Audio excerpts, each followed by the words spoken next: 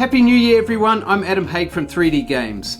I've decided that for 2023 I want to build up an army of Minas Tirith to defend the lands of Gondor.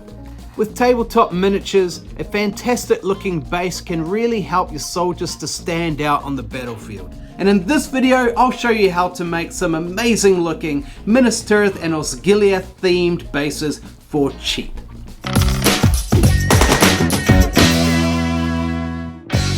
Pre-made textured bases can be expensive, and personally I find that making your own custom bases is much more satisfying. To make these bases I'll mostly be using milliput and blue stuff, which will be linked in the description. Firstly, heat up some blue stuff and press into the flagstone texture that you want to capture. For this I used both the old Ruins of Middle-earth set and the new Battle of Osgiliath Ruins set. Focus on areas that have the most interesting flagstone patterns. The blue stuff will need to cool before removing. This can be sped up by placing your molds in the fridge.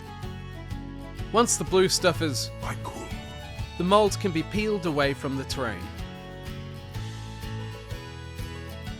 Initially I used a mix of green stuff and milliput, which was pressed firmly into the molds.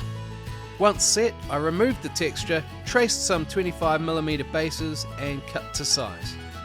This proved to be a little difficult because the material was quite brittle. Straight green stuff would have been better for this, as it would be easier to cut. The pieces were then super glued onto the bases.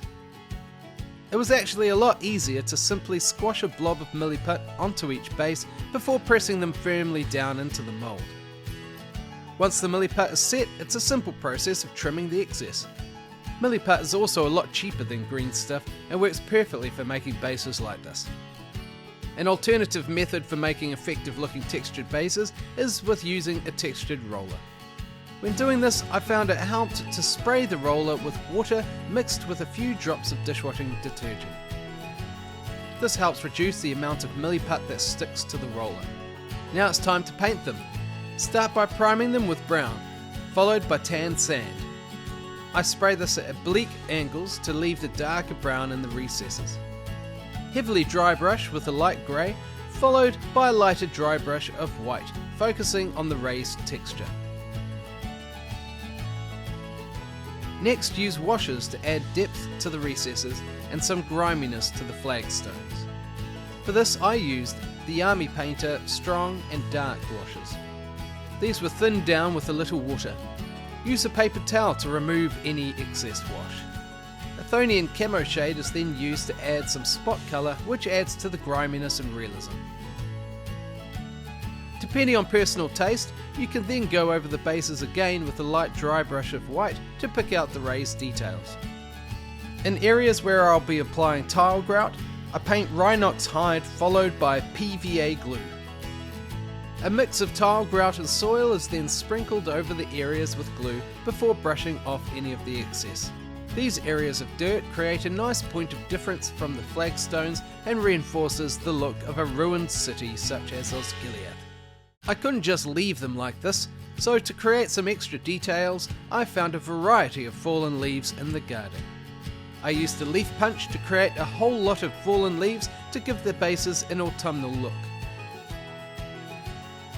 These were scattered loosely before sealing them and the tile grout by applying drops of isopropyl alcohol followed by matte sealant.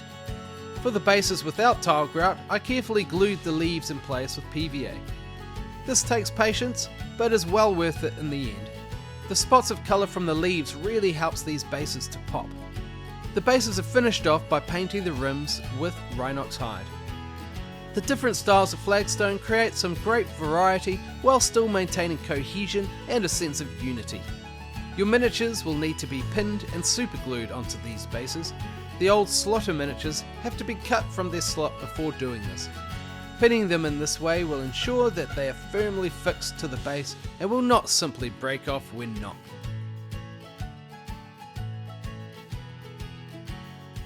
If you've enjoyed this video, hit like and subscribe and drop a comment below. If you'd like to support the channel, buying your hobby supplies from any of the affiliate links in the description is a great way of doing this. No extra cost to you, and it sends a little cash our way which can then go back into making more content. Thanks for watching and good hobbying guys.